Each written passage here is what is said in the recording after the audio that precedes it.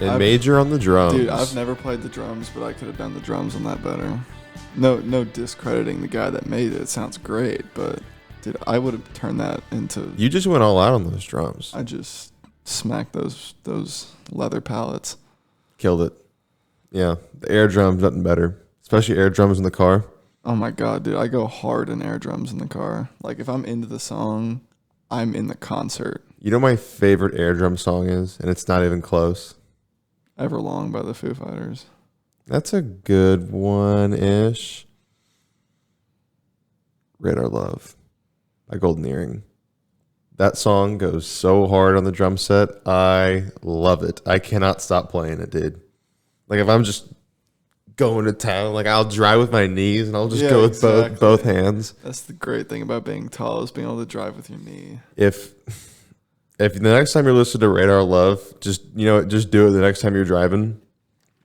You can't help yourself but to play the drums. The drums in that song don't come to mind for me. I know what song that is. I've heard it 1,000 times, but I just never listen to the drums, I guess. Radar Love, you got to do it. It's next level. It's next level. Like just the other day, I don't always listen to that song, but it's in my playlist and I like move around, like go to other songs. But I was driving back to my place late, I want to say a couple nights ago. And I would just skip it and go to the next song, but then I started playing. And I was just like, oh, I can't stop myself. It's such a good song. So I just listened to the whole song. And no, it's too good. It's too good. Definitely try the Radar Love. All right, you got a bear fact for this? Bears. Wait, you don't have a bear fact? Bears have several modes of communication. They growl. They talk. They talk?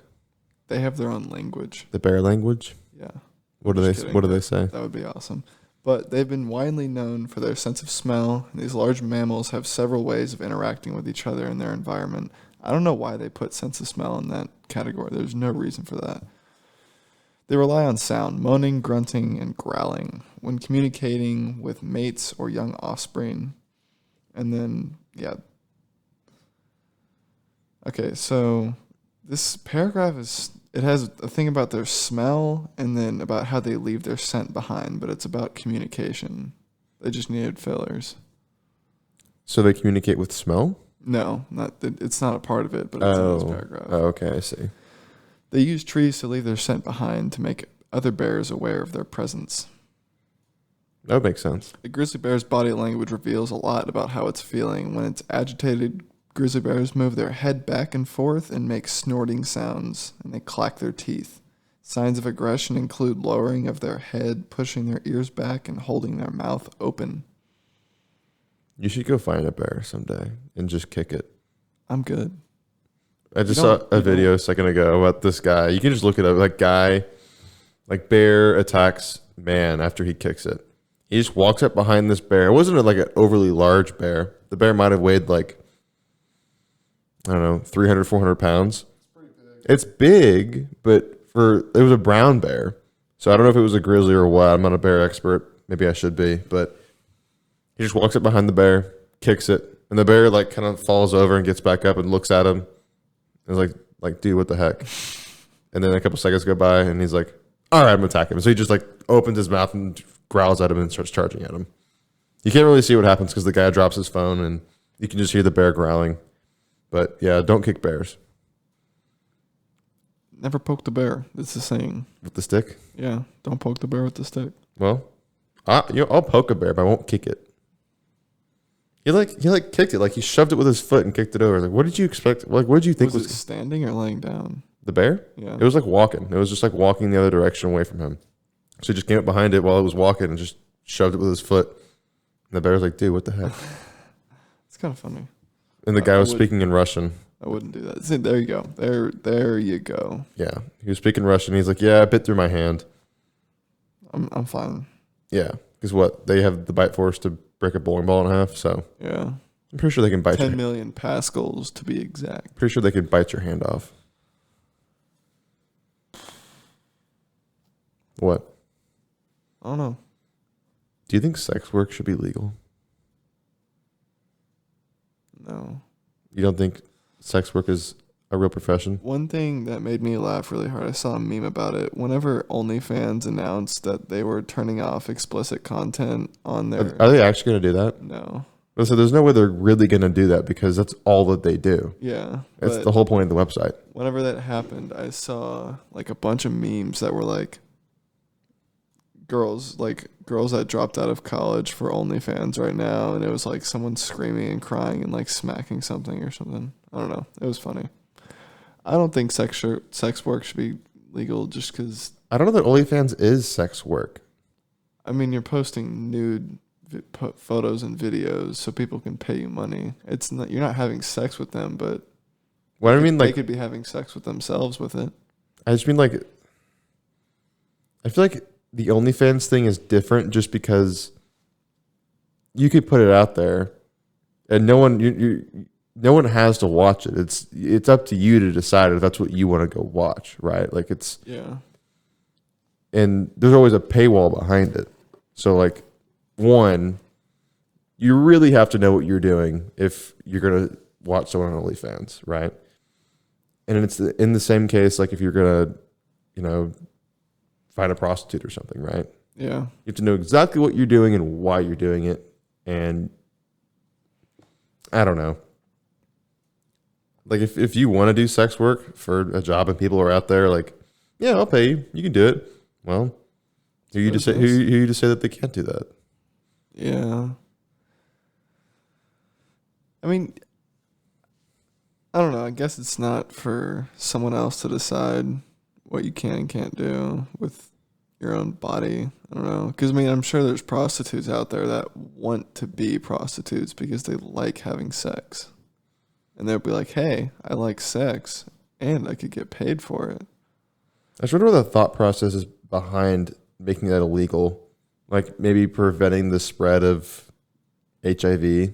Yeah, STDs. Like that would make sense. But also at the same time, if you don't care, well, it's your call to make, your decision. You know what I mean? I mean, I'm sure you can do it without getting caught. Like, no, I mean, what are you talking about? Of course. Yeah, it happens everywhere all the time. I know. And there's always like loopholes. Like you can, like I know of one, not from experience, but just yeah, no, it sounds like you know everything about this. Either it was in a movie or it was an article that I read about someone who there's a loophole where if you pay a prostitute to have sex with you, if you film it, It's porn. it's considered porn and it's not illegal. I think I've seen that same thing. Yeah, so like I think that's a one loophole that does exist. I've definitely seen that in a meme. Yeah, I've definitely seen that in a few memes for sure. Family Guy's done that. Have they? Yeah. The cops bust in on someone having sex. He's like, hey, she's a prostitute. He's like, we're filming. And he like pulls out a camera. The cop's like, oh, okay, my bad. That's basically how it works, I guess. I don't know enough about it, but how do you feel about the death? I love weed. What? Weed's cool, I guess. The death penalty? Yeah. I would say it. I was actually just thinking about it today. I know it's not enforced in all states. It's still enforced in Texas, right? Yes. I think just 2 states left. I think it's Texas and Florida that still do the death penalty. Am I right? Alabama, Arizona, Oh, wow. Arkansas. These are all ruled back in the 70s.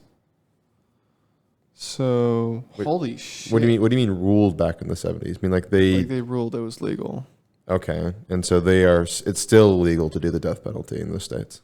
Okay, it is illegal in New Mexico, Colorado, Washington, a lot of the Northeast.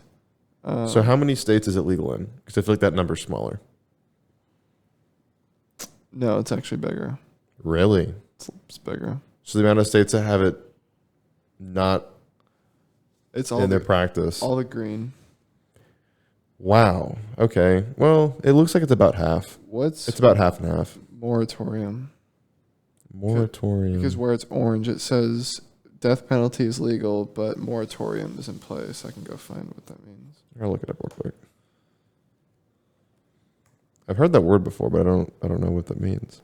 24 states have it legal. 23 have decided against it. Yeah, so it's about half and half. A moratorium is a delay or suspension of an activity or a law. In a legal context, it may refer to the temporary suspension of a law to allow a legal challenge to be carried out. Okay, so just in 3 states, it can happen, but it's going to take a while. Interesting. That's Oregon, California, and Pennsylvania. But all of the Southeast, from Texas to Florida up to North Carolina, all legal. A lot of the Midwest, except for New Mexico and Colorado. I mean, I don't know how I feel about the death penalty. I think for certain acts, it should be allowed. Because, like, what if you go have a kill-death ratio? You go kill a school shooting, kill 9 people. Right. I think you should be able to. I get that. So then, I think someone did a project on this recently, and they were telling me about it, and they said it's actually more expensive to give someone the death penalty than it is to put them in prison for the rest of their life. Because really what it comes down to, why the death penalty is so expensive, is all the legal that goes into it. But then the actual moral question is like, does the government get to decide whether or not you live? I mean, like they can just take your life. Like, obviously, you made a decision on your own to deserve the death penalty, but also a government entity gets to decide whether or not you live or die. that's one thing that I was already going to mention earlier. The government's just involved in way too much. Yeah. They're involved in practically everything. And they kind of have to be. Like I said yesterday, there's just too many people. I mean, there's just too many people. It's inevitable. Think of a world with no government. The whole world doesn't have government. It would be chaos. It would be chaos. Yeah, it would be absolute chaos. But then the other side of that question is, if you know that that person is capable, probably willing to do the same thing again, if they get out of prison, maybe you just give them a double life sentence. You know, they're never getting out. Maybe that's the answer. But if you know that they would or could do the same act again, does that justify killing them? And I have no remorse for what they did. See what I'm saying? I don't think remorse comes into the question just because that's person to person. Well, I just mean like remorse. Like maybe they're psychopath. Like maybe they're a psychopath and they did some heinous crime, and they don't care. Like plenty of guys or girls that you've seen in the news do something crazy stupid, and you know whether or not they got the death penalty wherever they are, they went to prison for a long time. They could be absolute psychopaths and they do not care. They're just like, yep, that's what I did. I'll do it again. That type of thing. I saw a movie called My Friend Dahmer. It's a story about Jeffrey Dahmer. Yeah, whenever he was in high school and like where it all started, I guess, because there was one of his friends in high school, or kind of friends in a way, kind of told the story. But I did follow up on some more Dahmer stuff and look through it. Oh, God, I forgot what you were talking about. Death penalty? Yeah, it was a branch off of remorse. That. Yeah, it was remorse. He was like, he stated that he actually enjoyed the feeling of dominance and being like, knowing that they have nowhere to go. That's kind of what I was pointing at. Yeah. That's a psychopath. Yeah. So then, does it justify killing them? Like, yeah, we don't need a person like that in society because they're going to bring no good because of who they are. Is he dead? No, I think he's serving prison time right now. I think I just looked him up. No, I take it back. He is dead. Yeah, that's what I thought. Yeah, he's dead. I think he got killed in prison. Yeah, he got life imprisonment. Yeah, what happened in prison is the person that killed him in prison said he was like, whenever they would go to lunch, like, or go get food, he would just do creepy shit with his food and like say really weird things. And one day, one dude was just like, "I'm sick of this motherfucker," and he killed him. Just killed him. It's like, you know what? I'm already in here for life. Can you imagine? Be like, I got nothing to lose. You have literally nothing to lose except unless they go for your life after that. But then again, what's your life worth if you're in prison for the rest of it? Yeah, there's something wrong with the prison system. Yeah, they actually make money off of it. It's really fucked. Yeah.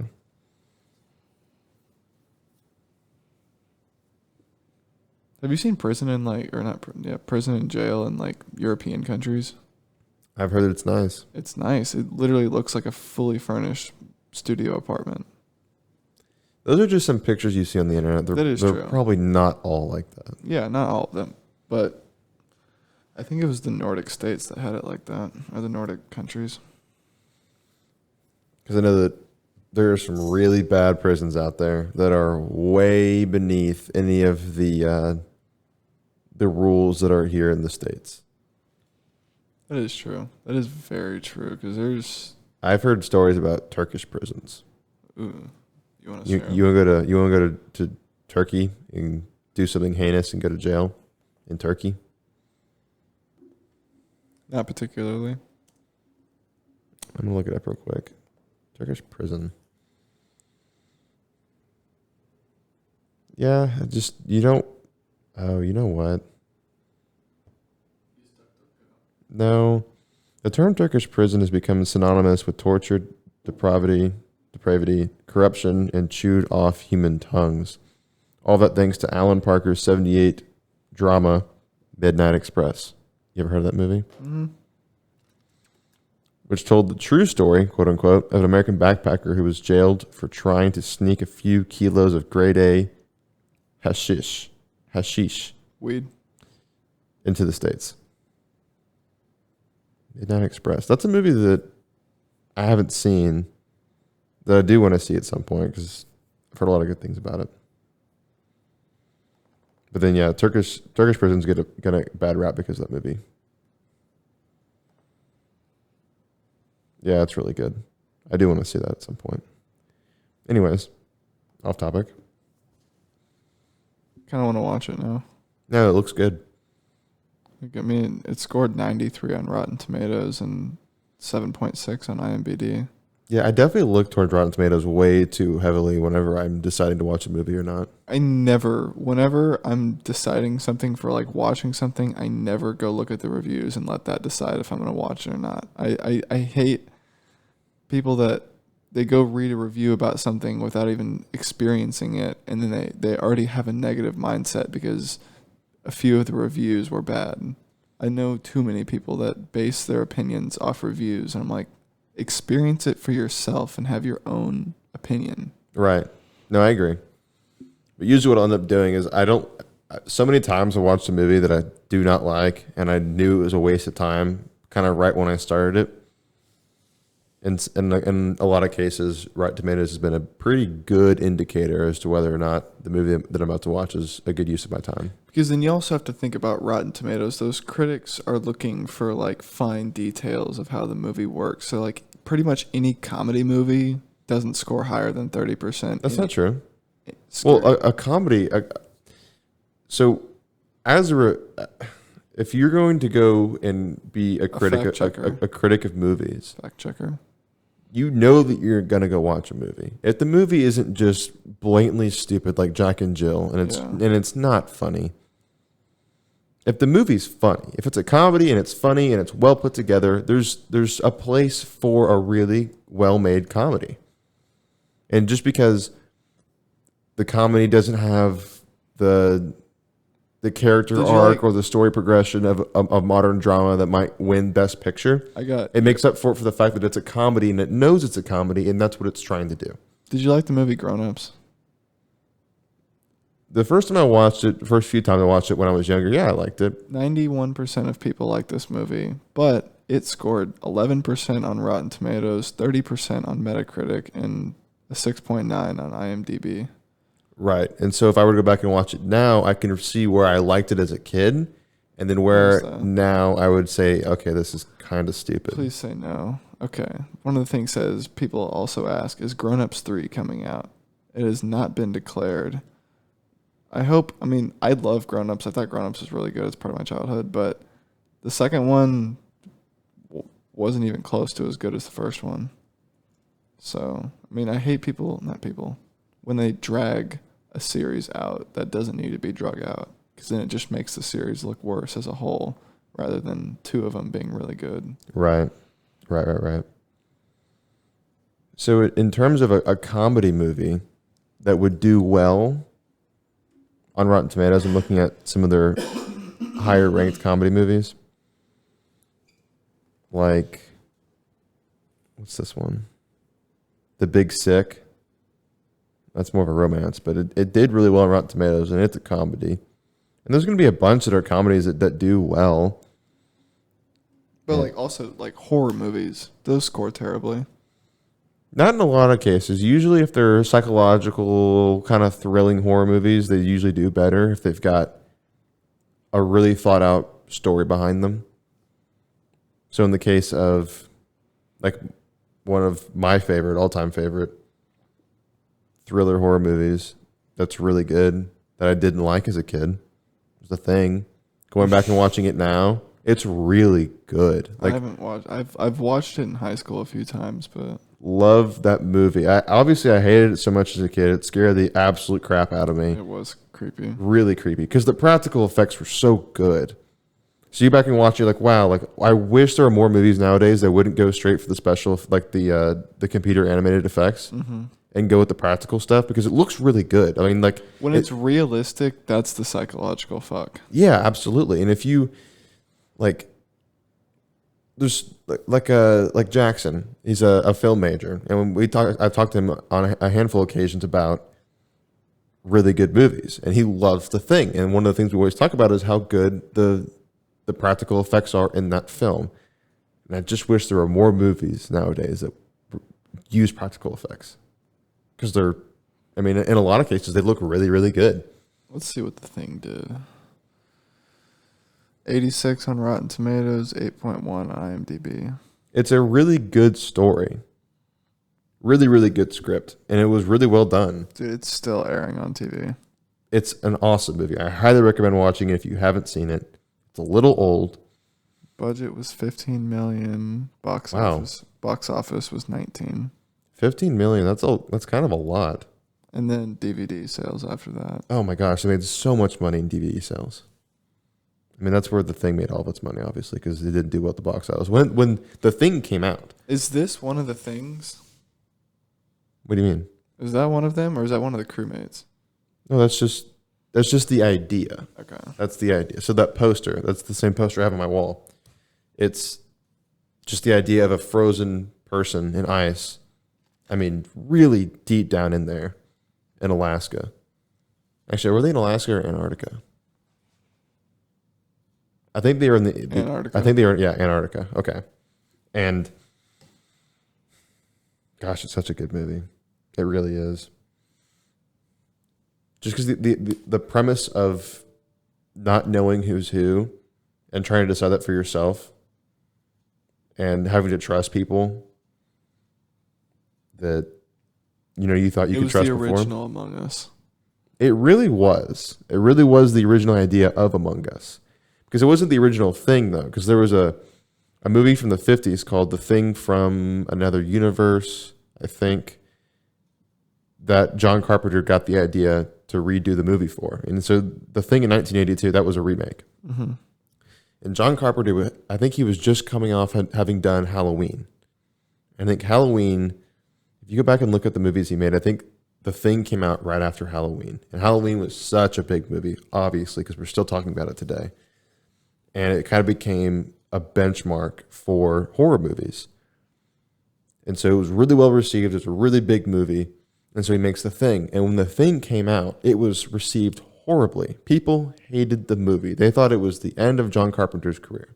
And obviously now it's become has a huge cult following. It's based off a book. Yeah, who goes there? I read it. It's interesting. It's very interesting.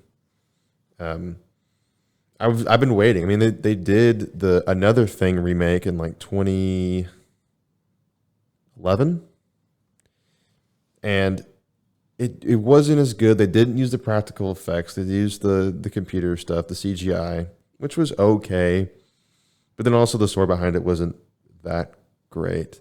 I kind of want to read the book. I'm looking at the It's a short story. It's a very short novel, and it's been around the house here. I mean, I don't know where it went, but it's been here before. I'm gonna find it on Amazon. It's like 130 pages. It's not long. Really? Yeah, it's a short read. Damn it. But it's really good. And that was, I don't know how old the book is, but I think it might be from like the 30s or the 40s. I think it's a pretty old book. It is. I want to say the 40s. Hang on. It actually might be even older than that. Older than the 30s. Does it say? I have to look it up specifically. Yeah, who goes there? I forget who wrote it, but really good. That is definitely worth a read. And so when John Carpenter made The Thing, he made a lot of I don't know if he wrote the script for it, but a lot of the ideas behind the movie in 1982 was based off that book, because they use a lot of the same names. Like McCready, the main character in the movie, is also a character in the book, playing the same role. 1938. 38. Okay, so I was right in there. They recreated The Thing in 2011. I just said that like 30 seconds ago. I said they made another remake in 2011, and like I said, it wasn't as good. It wasn't all there. I liked the cast. The cast was good because it's a prequel. It's a prequel to The Thing in 1982. Because in the Thing in 1982, there's the Americans at this base in Antarctica, and they discover this Russian base that was also there. But when they get there, it had been caught on fire and torn down, and there's dead bodies outside, and an axe, and blood all over the place, and a giant ice that's been cut out of the earth, in a big block, and then a big gaping hole in the middle of it. And so then they grab the bodies, and the story goes on in 1982. But then in 2011, it tells the story about before the Americans got there and found the ruins of the Russian camp. So it's a prequel to 1982. Yes. Okay. And so it tells that story. I've been waiting for so long for them to make a sequel to the one in 1982. That'd be cool. Because it could go in so many places. But then again, there's some elements. It'll be dragging it out a little bit, I would say. I mean, it was such a good ending. What I would really dislike, and I think would be a disservice to the movie in 1982, was to make a complete remake of that one. Because I don't think there's not any need to do it. No way. Yeah. For The Thing in 2011 or 2010, it says everything says 2011, but when the budget comes in, budget was 35 million, box office 32. Like I said, it wasn't that good. So back to your point about comedy movies not being reviewed well, Deadpool 2 got an 84. Deadpool 2 was pretty good. But Deadpool 2 is a funny movie. It's also really a Marvel movie. Kind of. It's kind of its own thing. Early when Deadpool 1 and Deadpool 2 came out, it was technically Marvel, but it was owned by Fox. I think this was before Disney bought them. Deadpool 2, because it's the only superhero movie where they're throwing cuss words all over the place and doing really crude stuff, right? Yeah. And then Disney bought them. They did say they were going to keep the idea of all the cussing and gruesomeness, but they're going to cut it back just a little bit, which kind of sucks because that's what Deadpool is. Right. And so, yeah, Deadpool 2, really, really funny movie. It's, one of the funniest movies that's come out in the last 5 years. Did really well. So to say that comedy movies don't review well, and if anything, comedy movies get a little leeway, because if they have really good jokes and really good writing, the story doesn't have to be super solid, because the whole point is to make you laugh, obviously. So then it'll review better. Because like if you go and watch a movie, like you're going to watch a comedy, you want to laugh, right? So you go in and you get a bunch of laughs out, and it was a pretty good movie. I'd review that pretty well. I got out of it exactly what I wanted. I laughed a bunch. It was good. It was original, right? It'll review well. Like Airplane, 1980, that movie, famous movie? Yeah. Airplane? Where it's like twisting. Yeah. Got a 97. And that movie is stupid. There's so much stupid stuff in there, but it was a pioneer of all the comedy that came out afterwards. I mean, it kind of made a new market, a new era for comedy. Airplane? Airplane did. Absolutely. I haven't seen it.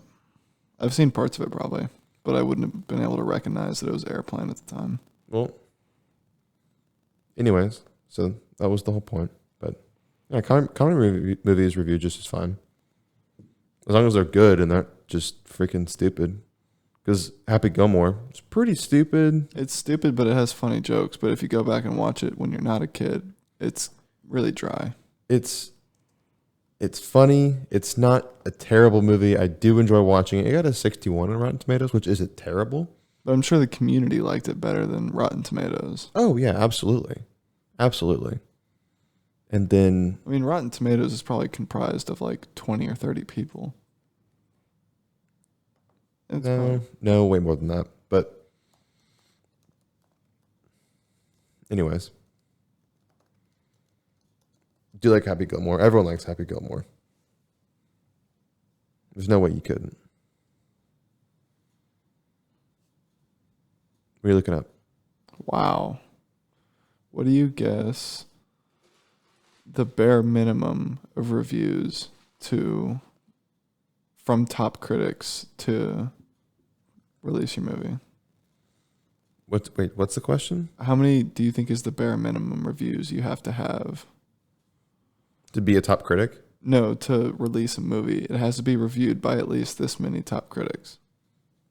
In order to release a movie? Yeah, because I mean, what if you spend 2 hours making a complete shit and then all the critics are like, save your money? 5. You nailed it. At least 5 top critics have to review it. Film in wide release must have a minimum of 80 reviews. This also applies to films going for limited. Films limited must have a minimum of 40 reviews. So whenever you're going to release a film, before you release it, it has to have at least, if it's a limited time film, 40 reviews. If it's just a film, 80 reviews, and 5 of those have to be at least top critics. I didn't know that. Hey, you want to make a movie?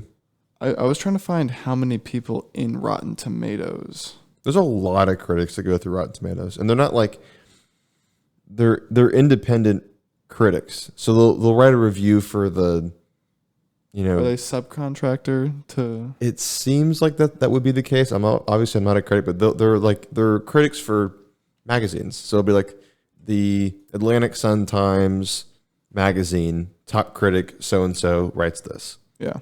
It's that type of deal.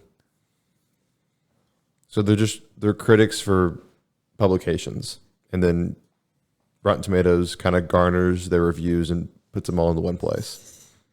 And then they can give credit to top critics, quote unquote, based on what they reviewed, how intelligent the review is, how many movies they reviewed, that type of deal. So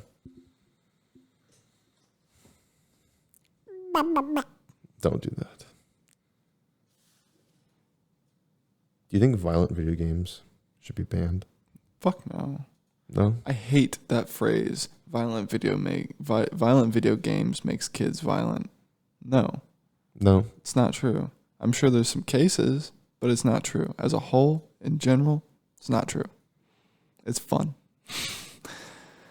Yeah? Because where in real life am I going to be able to drive down the street, nail someone with my car, blow up some cops, and then go jump in a fucking helicopter inside a military base and then fly across the map so I can jump out and skydive straight into the ocean, drown myself, respawn on the land, call my mechanic and have my car delivered to me, and I'm 15 miles away and have it delivered in 30 seconds so I can drive back across the map and go shoot whoever the fuck I want. I mean, like, I sound like a psychopath right now, but you can't do it in real life. Holy shit, I sound like a psychopath. What is wrong with you? But here's the thing, though. Anyone that plays GTA, they've all done the exact same thing. They know exactly what I'm talking about. Yeah. I mean, there's a reason why it's the most profitable piece of media that's ever existed. Yeah. I mean, yeah, You can't do it in real life, so it kind of gives you a sense of like, it sounds so fucked up, but it gives you a sense of fun just because you're not able to actually do it. right. Even though it's really morbid stuff. Well, it's like the same thing of like if someone tells you not to do something, you want to do it even more, right? Fuck yeah. Exactly. So But, like, in reality, I don't want to go hit people with my car and blow up cops. that's mean. Yeah. But then if you ever wanted to, you could just do it. I could just go turn my PS4 on. It's like another level of imagination. So if you were gonna like write a book about it, like you're gonna write a book about like a Jack Reacher type or Harry Potter. or whatever, going out and killing people, you know, a serial killer biography. I mean, it's stretching your imagination, doing something that, whether or not you want to do it or not, it's an interesting, I don't know, fascinating thing to dive into, right? So whether or not you're writing a book or you're watching a movie about it, you're playing a video game about it, or you're just sitting there thinking about it. I mean, well, if you're just sitting there thinking about it, there might be something wrong with you. Yeah, I don't know. Because I'm 19 and I don't possess $200 million to go buy all the luxury cars that I want. I can go get them in 2 hours on a video game. Right. Would you consider the UFC 4 game, a violent video game? Yes. Because UFC as a whole is violent. Okay. Would you be more inclined to fight people if you played UFC all the time? No, personally, but I would be more inclined to learn how to fight like that. Why would you be more inclined? One thing I do want to learn before I die is some kind of mixed martial arts. We talked about it, yeah. I want to be able to fuck someone up. Yeah? If I need to. I'm not just going to use my power with no responsibility. Right. So you're going to learn this crazy power, some kind of martial art, and you're going to use it sparingly? If I need it. Okay. It might be useful to know. But violent video games as a whole, you don't think make people more violent? No. I think all it does is kind of warp our sense of humor even more because I can hit someone with my car and then laugh about it. I think that's where it gets us. Is that where it gets you? I mean, good thing there's no schools on that game. There's probably a good reason for that. But anyways. Exactly. That's where my humor has been cultivated. I was going to say formed, but cultivated is perfect. Yeah, no, and I get it. I mean, if you were to, excuse me, I mean, you can watch a movie that's really violent, and people have been defending and saying, you know, Quentin Tarantino has been asked so many times, do you think your violent movies make people more violent? Do you think your movies cause more violence? And you know the kind of movies he makes. I mean, they're awesome. They're fun to watch. It's a cool movie. And that's basically his response every time. He says, no, I don't think that they're connected. He says, I want to make a cool movie. And you want to see a cool movie, so let's make a cool movie. If you want to watch it, then watch it. If you don't want to watch it, then don't watch it. Right? So that's his idea. I think the same case could be made for violent video games. So if you don't want to play it, don't play it. But if you want to play it, then go for it. Is there a connection between the two? It would be a stretch. There's probably a very minuscule amount of cases. So whenever I look at it, I think of the general idea of it. I would say 99% of people look at those. When I say 99%, you can never say 100% of something because there's always going to be that gray area of something. But I would say 99% of people that play violent video games don't develop violent tendencies from them. I feel like this will always be a question that'll be around, at least as long as we live, and maybe even forever, because it comes down to a question of human nature. Yeah. And nobody knows. You can't predict it. Nobody knows human nature. It is what it is. What is Quentin Tarantino best known for? Known for his unpredictable, violent films. Mm-hmm. Is Pulp Fiction violent? Oh, yeah. Really? Oh, yeah. Oh, yeah. It's a really good movie, though. And if you like that kind of stuff, then watch it. I don't even know what that's about. See what? Pulp Fiction came out in 94? Yeah.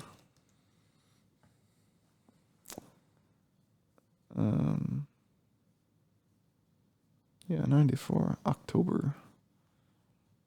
What? Box office. Made a lot of money. Guess what the budget was?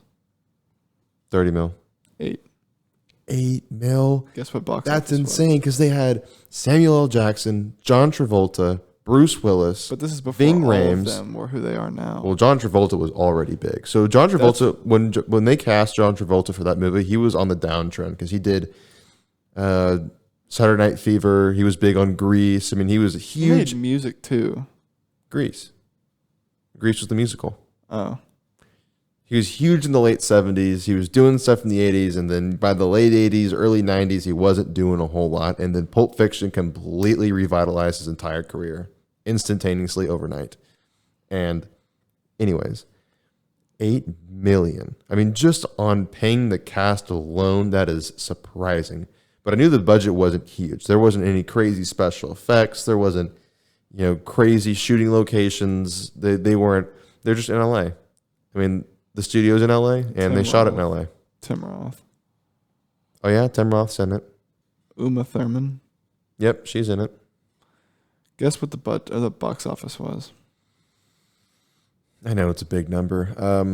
450 mil. Oof, not that high. Okay, 280. 213. I mean, that's still a big number. That's box office. And then think about that's just box office, not including DVDs. Yeah. So they paid $8 million and probably made like a good lot. 400. A lot of freaking money. Do you think DVD sales outsell box office? In some cases. So in the case of I'm trying to think of like The Thing, that for sure. I'm trying to think of like a movie ticket would be $10 and the DVD would be 20. Usually it's about 20. And you go to any Target, you want to buy a DVD, it's going to be about $20. Let's see. And it's been that way for about 10 years now. But then no one buys DVDs anymore.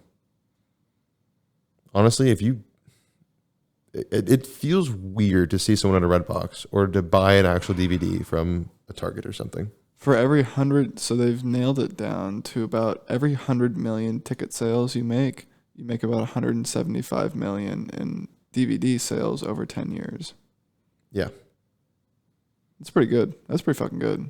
But then DVDs are going away. Yeah. So DVD sales is very fast on the downslope. Oh, yes, it is. And so then that's where the streaming thing comes in. And then You don't the gamble that studios will take on movies that are kind of outlandish. They could be good, but it's still a gamble. They're going to say, we can't do it. We don't know if we're going to make our money back because at the end of the day, it's still a business. So then the movies that are crazy outlandish, like the Pulp Fictions or Shawshank Redemption. Like maybe sometimes those movies don't get made because the studio can't approve of it because they don't know if they're going to get their money back. So just alone in the box office, I don't know how well Shawshank Redemption did. I don't think it did that well. And obviously it made a crap ton of money in DVD sales. But without the DVDs, that movie doesn't get made. Shawshank, what was the budget on Shawshank?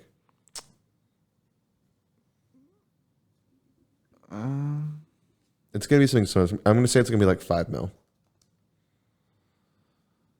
25. Oh, wow. Yeah. Wait. But then what was the box office? I'm going to say it was lower. Mm-mm. It made more than 25 mil? Mm-hmm. What was it? 58. So it did okay. It didn't do terrible. They made their money back. Then they probably see Shawshank Redemption has gone down as like one of these greatest movies Of all time. Yeah. So DVD sales on that. Right. Through the roof. Through the roof. I mean, the studios made so much money off of DVD sales in the last, what, it come out? 93, 92? Final answer is 92. For Shawshank? Yeah. 4. My gut was 94. Anyways. So for the last, what would that be? 25 years, 26 years, they've made a lot of money. Not 27 years, but so much money off of DVD sales. And knowing that when they're going to make the movie, that they're going to have the box office. Then after they're done, they're going to sell the VHSs and the DVDs. They can afford to take that risk. Right. And in this world, in this climate, kind of not the same. Because the power goes straight to Hulu and Netflix and Amazon Prime, and they kind of dictate. Yeah, I'm just trying to figure out how they would make their money from Hulu, Netflix, to Amazon, yada, yada. I wonder if Hulu and Netflix will pay the studio to be able to stream their movie. I was going to say, I bet they just sign a contract to be able to sign it or to be able to play it on their platform. Right.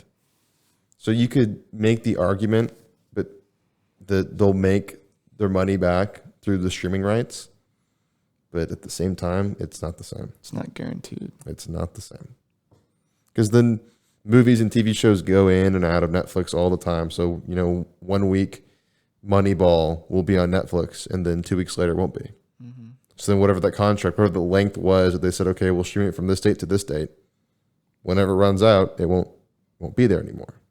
So I guess that's how they can kind of recur making money on movies, is just by renewing that contract with the streaming service. Right. Yeah. But then the streaming service has to decide, okay, do we want to get this movie now? How much attention is this movie drawing us? Right.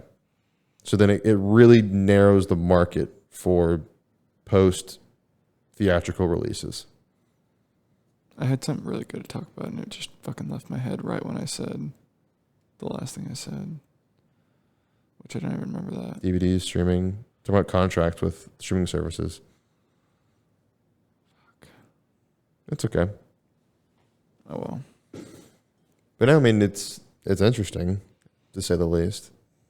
But just wish that there's got to be a way for the market for movies to open up. I mean, there's got to be the amount of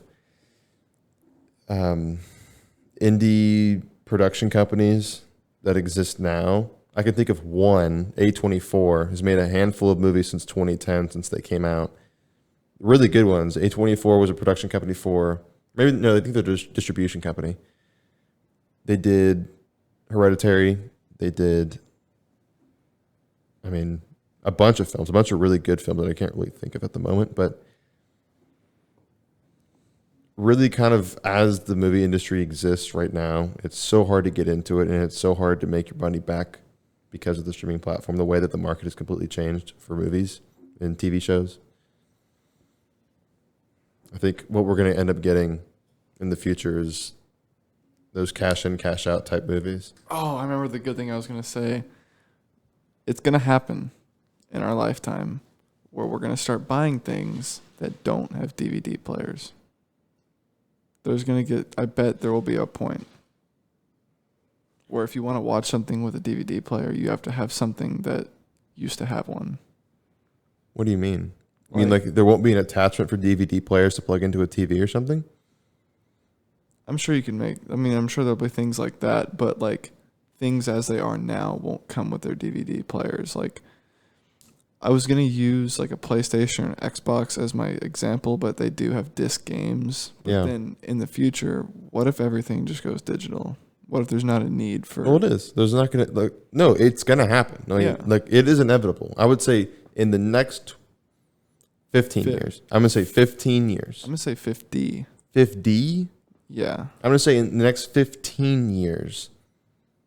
Everything's digital. The existence of physical copy discs will be completely obsolete as they mostly are now. I would say more than 20 for that. I disagree. PlayStation just came out with the PlayStation 5, and they came with a hard copy edition and a digital-only edition. What's the digital? I never got that. That you just download the games. There's no disc drive on it. Okay. The digital edition of the PS5 has no disc drive on it. So you just download your... So you can only download your games and play from that way. And so what's cheaper? I think it is cheaper that would be the only reason it makes sense to buy that. It's cheaper than the disc drive one. And I think it also holds less space, which also doesn't make a whole lot of sense. That makes no sense. Right. So anyways, so PlayStation already did that. Can you, in the next generation of consoles, I know that the new generation came out less than a year ago. But it also took like 6, 7, 8 years for that to happen. So in the next 6, 7, 8 years, I can imagine the next generation of consoles that comes out, there's not going to be an option for hard copy discs. I would say it happens on the. I think there's going to be hard copy discs on the next generation, but the one after that, no. Which would put you at about 15 years. Yeah. Now that we think about it in this perspective with like the generation of consoles and stuff like that, it would make sense in 15 years. But I wouldn't say with the next generation it's going to be all digital. Because like just going from my truck, the last one I had, the blue one, to the one I have now, the blue one, which was 3 years older than the one I have now, it had a place where you could put CDs in. The one that's 3 years newer, the one that I have now, doesn't have one anymore. Yeah, that's what I don't have one in my truck. Exactly. CDs as we know it have been completely phased out. The fact that they're still kind of here is amazing. One thing I do want in my house is a record player and a CD player, because I want a record player for vinyl that makes sense to have that on vinyl. Man, I think it'd be cool to have a Def Leppard album on vinyl, but like they weren't making Def Leppard for vinyl. I'll get a vinyl for stuff that they made vinyl for, even though it might be jazz or classical. I don't mind, but I'll get a CD player with a nice stereo system and then do that thing where you just stack all the CDs on top of it or whatever. Well, when Def Leppard did High and Dry in 1981, they made that for vinyl. I mean, they're doing vinyl in 81. I would say around the mid-80s, it really transformed from vinyl to cassette. And so Def Leppard had High and Dry in 81, and they did Pyromania in 83. They're still kind of doing vinyl around that time. I mean, I think you can still get Tom Petty's, what is it called? Yeah, late 80s is when vinyl died. Yeah, late 80s. So then, what was Tom Petty's album in 1987? The big one that had Free Falling on it. Oh my God, I know what you're talking about. What is that album called? I've seen that album cover a billion times. It's not Let Me Up. What is it called? What is that album called? Yeah, so it says that vinyl died in the mid 80s, but it did like blow up in the mid 2000s. Because I mean, like now it's kind of a trend to have a vinyl record player, and people like in our generation, you have plenty of them vinyls that hang on your wall. It's coming back, kind of, but just as a cult following type deal, where it's not going to come back as a whole. It's just for tradition. Oh, okay, I take it back. It wasn't 87. It was 89. Oh my God, you fucking idiot! Jesus. Full Moon Fever. That in 1989. That was the Free Falling album, and I would say they did vinyls for it, but not really. So it was the late 80s when vinyls died. So basically, you can like put a line through it. 1987 and before, they made the record companies made vinyls. They made it for vinyl. They made it for vinyl, but they also made cassettes too. And I don't know when cassettes really started becoming a thing. I would say early mid 80s, probably around 82, 83. I would say that's probably when cassettes got really popular, and people were walking around with their Walkmans and their little headphones that connected into them, that type of deal. Obviously, way, way, way before my time, but yeah. I've read enough and I've seen enough to think I've got a pretty good idea of when that happened. But everyone always says they were born in the wrong generation. I'm not saying I was born in the wrong generation. I really appreciate the generation I was born in because of the technology that we have. But one generation I would love to live like a year. Just go on a vacation for a year back to the 80s. Like time warp? Just go back to the 70s or 80s when technology isn't what it is today. Refrigerators were fucking cool. If your mom had a refrigerator, oh my God. That was the 50s. Same bullshit. When technology like that was scarce. Refrigerators really became a thing in the 50s. Like the big idea about having a refrigerator, and they really became mass produced, I would say would be about the 40s or the 50s. But I see what you're saying. I know what your point is. And then what you're describing, if I were to go back in time and live in a different era, I would either go to 1970 or I would go to 1980. That's kind of where I would go, right in there. When do you think the microwave was invented? I remember they were really expensive when they came out because you can go out and buy a decent microwave today for about $100. Mm-hmm. I would say back in the 80s, if you want to go buy a microwave, it was probably going to be like $600, $700. In a lot of cases, sometimes $1,000. That was a lot of money back then. Back then, that was fucking a shit ton. I would say microwaves became big. Like, when did they hit the market? When it went mainstream. So it probably took like a few years for it to become mainstream. I would say early 80s. Go back in time a little bit. Really? Early 70s. Late 60s. Okay. 67. That's when it became mainstream. Mainstream to have a microwave? I'm sure it came out like in the early 60s.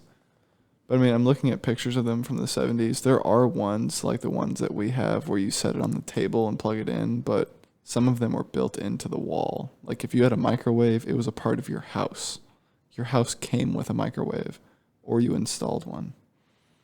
Raytheon introduced a commercial microwave oven, the 1161 Raider range, in 1954. It was expensive, priced between $2,000 to $3,000. Wow. Equivalent to $16,000 to $24,000 today. Holy crap. You want a microwave in your house, Major?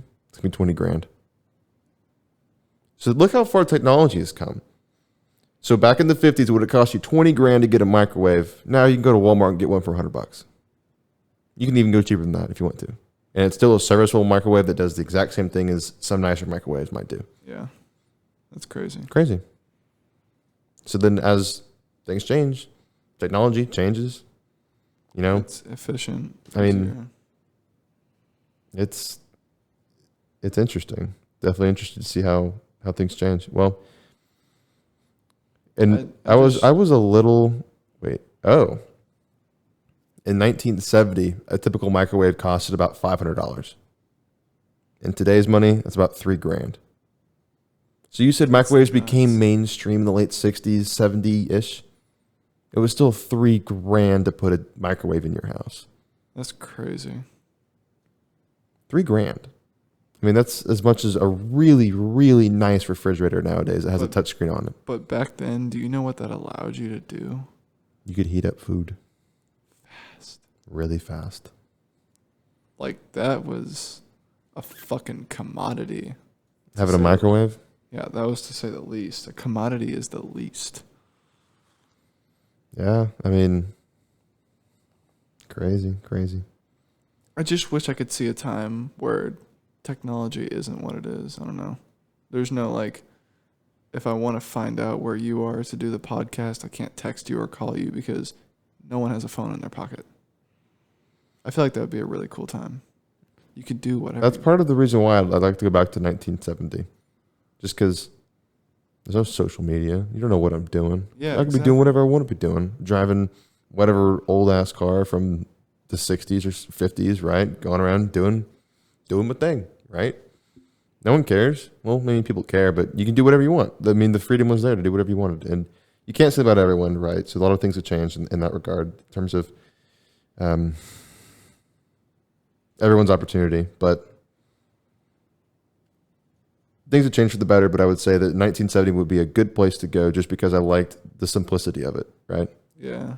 That's back when America was a powerhouse. Right. Like, we were doing shit. We were doing cool stuff, kind of. We were still in Vietnam, though. Yeah.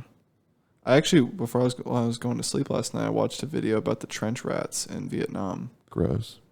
No, not like actual rats. Oh, like people? People. They called them trench rats because during Vietnam knew that they were outnumbered. They knew that they would lose if they stayed above ground. So they dug tunnels all under Vietnam. The Vietnamese did that? Yeah. So they kind of designated soldiers in like America and other countries to be tunnel rats that would climb down in there. And the Vietnamese had rigged all of these tunnels with, I don't know, gas or water to drown you. And they would camp out in these tunnels, and I don't know. They would basically what they would do is they would make this giant tunnel system and then go out during the day and lay mines everywhere and then go down at night. And then whenever the soldiers from different countries were coming to kill them, they would just step on mines. They would be asleep. They would wake up. next morning, go put more mines out, go back down. A really interesting movie about the Vietnam War that I think you should watch is called The Post. It came out in 2018, I want to say, recently. I think Meryl Streep's in it and Tom Hanks is in it. And it talks about the Vietnam War and how it was Nixon, was basically, I think he inherited the Vietnam War from Johnson, and basically he knew that they weren't going to win the war, and there wasn't really a reason for them to be there anymore. But he basically prolonged the war because he didn't want to be known as the president or the administration that lost Vietnam, or that. Which presidents? I think Nixon. I think Lyndon LBJ. I think he started the Vietnam War. But then Nixon inherited it, and so then it was up to him. He's like, "Oh no, we're going to stay at Vietnam. We're going to win this war." But there's nothing. First of all, there was nothing to win. I mean, they were quote unquote fighting communism. Okay, but there's a lot of people that have done a lot of research about that Vietnam, at least up to this point. And then, I mean, there's a bunch of wars that don't make a whole lot of sense, but it was just interesting knowing that an entire administration and a president would be like, yeah, we're not going to leave Vietnam because we don't want to be known as the ones who lost Vietnam. But then that's kind of ultimately what ended up happening anyways. It's pretty petty. Yeah. So did Nixon prolong it to the next one? No, I mean, like, I think we pulled out of Vietnam in 73. 73 or 74, I was going to say.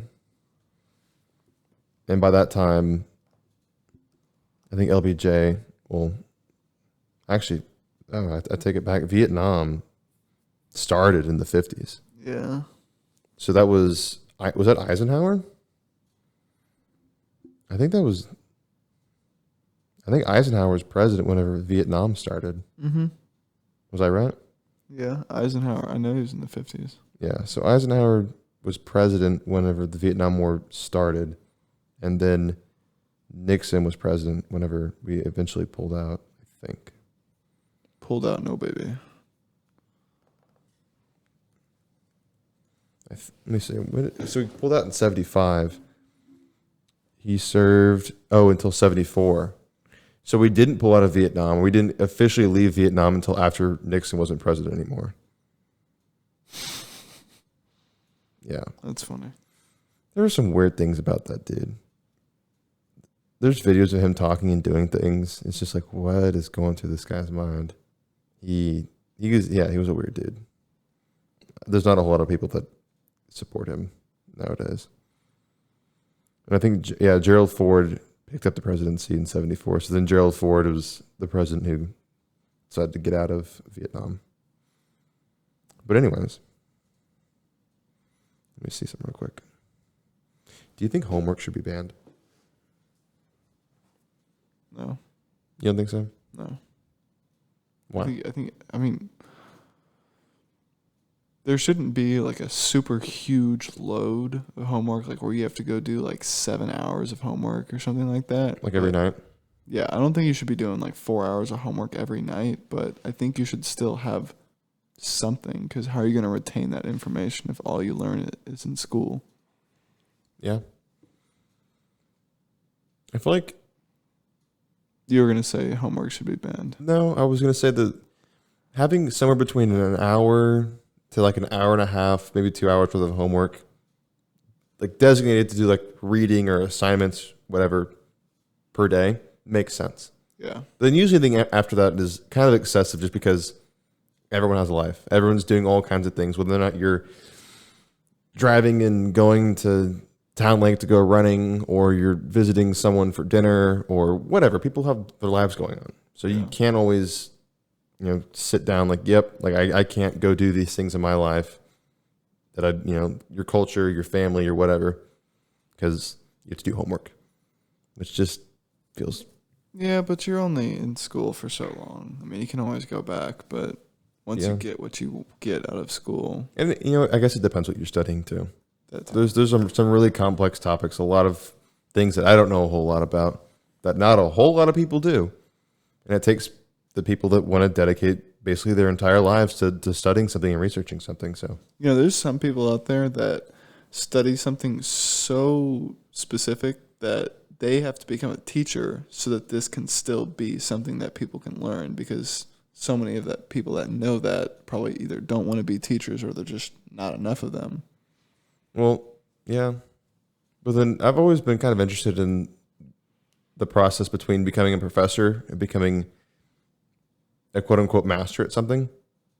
And then, doing your research, doing what it is you feel driven to do. And then you kind of get towards the end of your life. Like, yep, I kind of did all the research I wanted to. Like, the professor at UT who got the Nobel Prize recently for his lithium batteries or something. I think it was about 2 or 3 years ago, maybe. And he was an old man. I think he was like 90 or close to it. And so he decides, well, you know what? I'll be a teacher now. Now, I mean, like man, you just slam your knee, your shin. Fuck, yeah. I had a bruise from skateboarding. That fucking hurt. Anyways. And then just decide that you're going to become a teacher now. Because no one else can teach it the way that you know how to. You ever hit a bruise? Yes. Yeah. Yeah. Yeah. Did you hit like the corner of the table, or is it just flat? Just flat. Just the whole bruise. Well, it's not that bad. You'll be fine. I need to amputate my leg. I hit my bruise. Then just kick a bear. The bear will do it for you. And I'll be serving the bear dinner. Some food. And then you're Deadpool, and then it just grows back. But then you got a baby leg. Imagine that. Having baby legs. You just cut your arm off, and it'll grow back in like 2 weeks. You got a baby arm. Little half chip coming out of the side of your arm, out of your body. I bet some weird people would do some really kinky things with that. Okay, on that note. It's been a good one. Are we actually ending it? All right, it's been a good one.